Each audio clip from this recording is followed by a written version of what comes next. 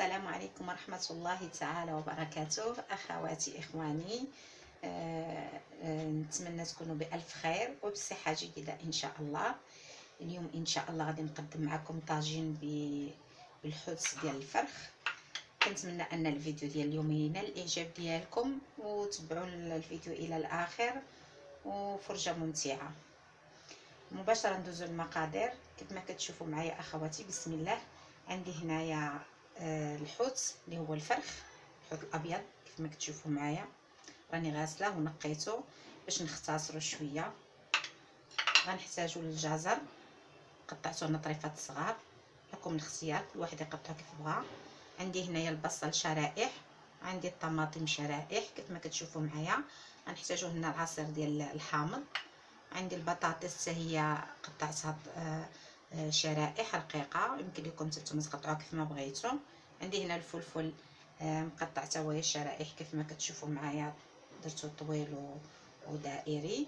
واللي عنده الفلفل الالوان يكون احسن. انا متواجد عندي على الفلفل الاحمر، حاجته بشويه ديال الزيتون والحامض مصيام. عندي هنا شويه ديال البقدونس مدقوق، وعندي الثوم 3 فصوص ديال الثوم مبشورين. هادو هما المقادير اللي غادي نستعملوا ان شاء الله في الطاجين ديالنا. نتلاقاو من بعد. الان اخواتي هنا غادي نديروا شويه ديال الزيت المائده كما كتشوفوا معايا، وغنضيفوا عليه زيت الزيتون حتى هوايا خليط ما بين زيت الزيتون وزيت المائده. واللي بغى يكتفي على زيت الزيتون بوحدو يكون احسن. كما كتشوفوا معايا غادي نضيفوا هنا الكمون، شويه ديال الكمون. تعرفوا الحوت راه كيبغي الكمون كيجي زوين. غنحتاجو البابريكا، الزنجبيل كما كتشوفوا معايا،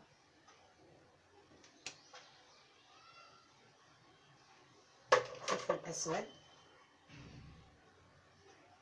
الفلفل حسب الذوق. اللي بغى يستعمل الفلفل الحار يستعملوا بابريكا حاره. عندي هنا الكركم كما كتشوفوا معايا، هما التوابل اللي غنستعملوا. وعندي الملح حسب الذوق، الملح حسب الذوق، كل واحد يدير الملح على حسب المقادير اللي عنده. هادو هما التوابل اللي غادي نستعملوا. غنضيفوا عليهم بقدونس والثوم كيف ما كتشوفوا معايا. غادي نشرملوا الفرخ ديالنا كيف ما كتشوفوا معايا. هي الشرموله ديال الحوت.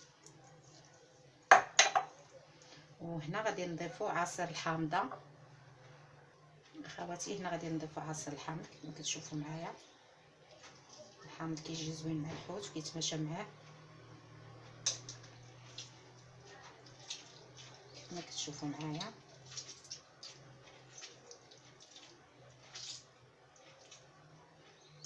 كتافيو بهذا القدر.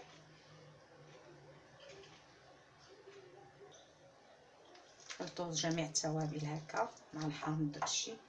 غادي ناخذوا الحوت ديالنا غادي نشرملوه كما كتشوفوا معايا.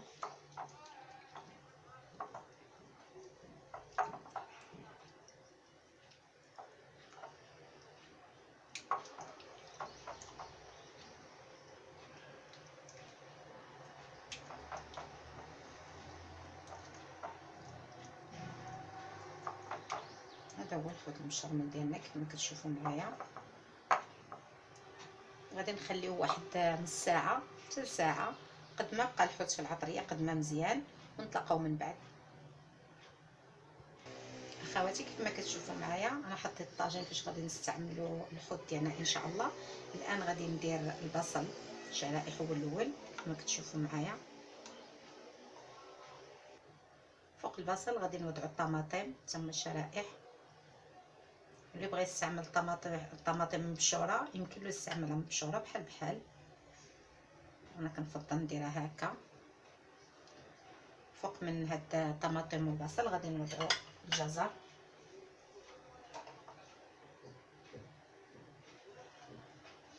باش ما نطولش عليه. فوق الجزر غادي نوضعوا البطاطس المقليه كيف ما كتشوفوا معايا اخواتي وضعت البصل والطماطم الشرائح، ومن فوق منهم درت الجزر مقطع طريفات، والان ستفوق منه البطاطس. ومن بعد غادي نديرو الحوت ديالنا كما كتشوفوا معايا.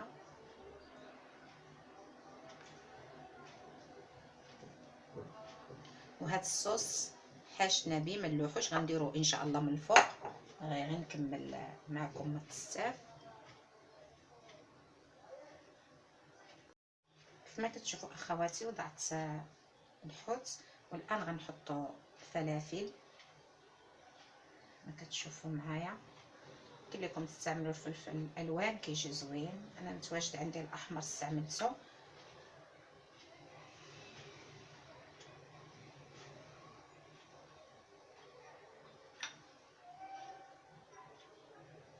الطاجين كيجي زوين، وانا مستعملاه اليوم درتو على ود باش نتسحروا به ان شاء الله. وكنتمنى هذا رمضان يدخل عليكم الصحه والسلامه وكل ما تمنيتو. نوضع الحامض هنا وغادي نضيف الزيتون الان كما كتشوفوا معايا اخواتي.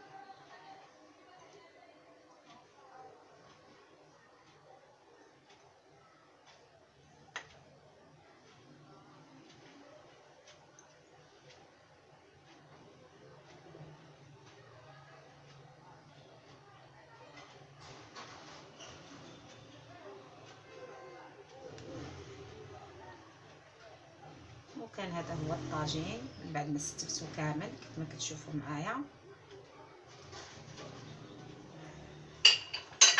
هذا هو الطاجين ديالنا استفتو. شوف شهوه منه تبارك الله، جا غزال وزوين والوينات فنين. والان هذا الصوص اللي بقى لينا اخواتي غنزيد عليه قطره ديال الماء وندورو من الفوق. اخواتي كيف ما كتشوفوا معايا انا زدت عليه شويه ديال الماء، وهذا الصوص غنديروه هكا من الفوق. هذا الماء هو اللي غيطيب فيه راه تقريبا نص كاس ديال العنبه، لان الحوت كيطلق الماء والخضره كتطلق الماء، يعني ما نكثروش الماء ونخليوه نقصوا عليه البوطه. نديرو فوق بوطه مهيله نقصوا عليه البوطه ونخليوه يطيب.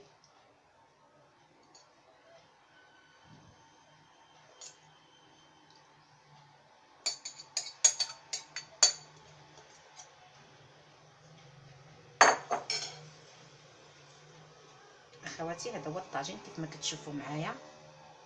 غادي نوضعوه انا فوق النار ونتلاقاو ان شاء الله مني يبدا يغلي. اخواتي كيف ما كتشوفوا معايا انا وضعت الطاجين ديالي فوق النار، وهذا مني غادي يطيب ان شاء الله غادي نتلاقاو في طبق التقديم. اخواتي اخواني كيف ما كتشوفوا معايا هذا هو الطاجين ديالنا من بعد ما غلا بدا كيطيب، راه تقريبا قريب يطيب. كيف قلت لكم عنده من 20 دقيقه حتى 30 دقيقه، انا باقي لي واحد شويه غنطفي عليه ونتلاقاو ان شاء الله في طبق التقديم.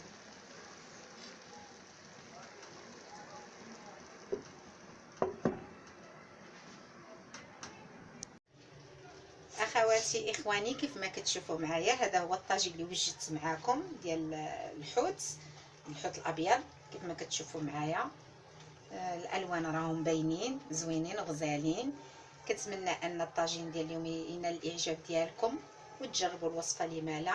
تبارطاجيوها مع الاصدقاء والاحباب الى عجباتكم، وما تبخلوش علينا بجيم الفيديو شي كومونتير اللي غيحفزنا باش نزيدو لقدام.